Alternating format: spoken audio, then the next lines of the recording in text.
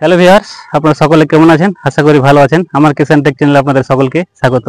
আজকের বিষয় হচ্ছে এই বর্ষাকালের বাঁধাকপি চাষ। বর্ষাকালে বাঁধাকপি চাষ আপনারা কিভাবে করবেন, আর কতটাই বা তার গুরুত্ব এবং কতটা তার রিস্ক রয়েছে এবং কতটা লাভবান, তো সেই সব নিয়ে আজকে আলোচনা করব।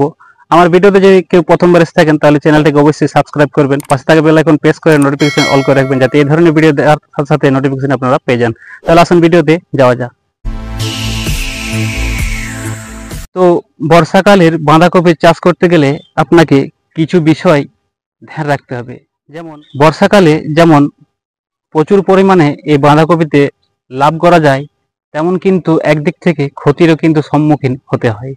তো সেই সব বিষয়গুলো আপনাকে প্রচুর পরিমাণে ধ্যান রাখতে হবে। যেমন খরচ আছে, তেমন কিন্তু প্রফিটের পরিমাণটা প্রচুর পরিমাণে। ধরুন আমি এটা লাগিয়েছি ঠিক মাঝামাঝি, মানে 1 আগস্ট এরকম টাইমে লাগিয়েছি। তো এখন ধরুন 1 মাস বয়স হয়ে গেল, আর প্রায় 1 মাস বয়সের পর থেকে আমি কিন্তু এখানে বেচা শুরু করে দেব।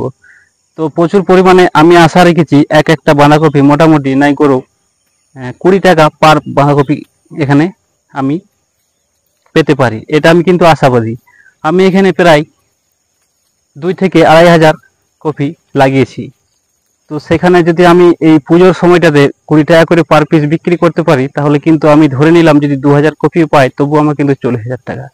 কৃষকের অভাব এমনিতেই কোনোদিনও দূর হবে না, তাই যদি আমি এই অভাবের সময় যদি 30 থেকে 40,000 টাকায় আসে, তাহলে কিন্তু সেটা কিন্তু কম নয়। কোন ধরনের জাত লাগিয়েছি সেটাও আপনাদের সামনে তুলে ধরবো, এবং কি ধরনের সার, এবং বিশেষ করে এই যে বাঁধাকপি বর্ষাকালে প্রচুর পরিমাণে কিন্তু ওষুধের প্রয়োজন হয়, তা কোন কোন ওষুধ আমি এখানে দিয়েছি সেটাও কিন্তু আপনাদের সামনে তুলে ধরবো।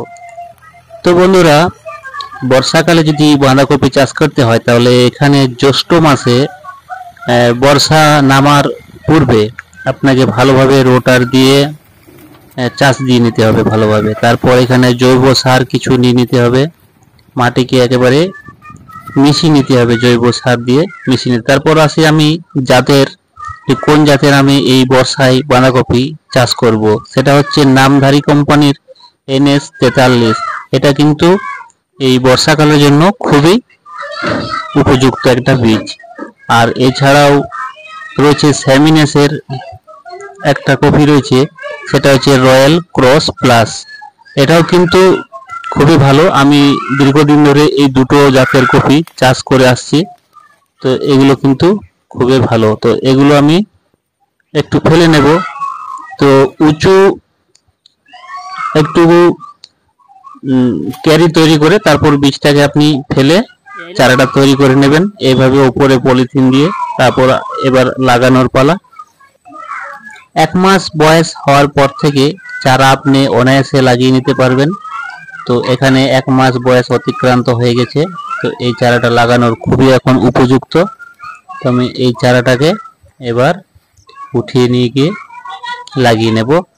তা আসুন কিভাবে লাগাচ্ছি সেটা দেখুন। প্রথমত বর্ষাকালে যদি আপনাকে বাঁধাকপি চাষ করতে হয় তাহলে কিন্তু উঁচু জমি আপনাকে নির্বাচন করতে হবে, যাতে জল নিকাশের ব্যবস্থা ভালো থাকে, কোনোভাবে বৃষ্টির জল যেন থেমে না থাকে। মিনিমাম জমির উচ্চতা যেন 1 ফুট, তার নিচের জমিটা 1 ফুট ডিপ থাকে, তাহলে ওই যে উপরের যে জমানো জল সেটা কিন্তু অনায়াসে যাতে বেরিয়ে যেতে পারে। তাই উঁচু জমি নির্বাচন করা কিন্তু খুবই প্রয়োজন। তারপরে 1 ফুট বাই 1 ফুট সারিবদ্ধভাবে আপনাকে এখানে এই উঁচু ক্যারি করে সেখানে লাগিয়ে নিতে হবে একটা একটা করে। এভাবে চারাটাকে দিয়ে প্রথমে মাদা তৈরি করে নিতে পারেন এরকম। আবার অনেকে নালের মতো চিরে লাগায়, আমি কিন্তু এখানে ছোট ছোট খুপি করে মাদা তৈরি করে নিয়েছি এবং সেটাকে একটা একটা করে আমি লাগিয়ে নেব।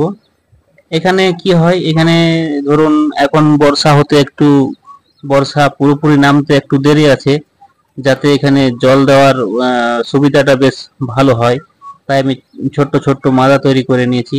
ক্যারি তো রয়েছেই, বর্ষা যখন হবে তখন তো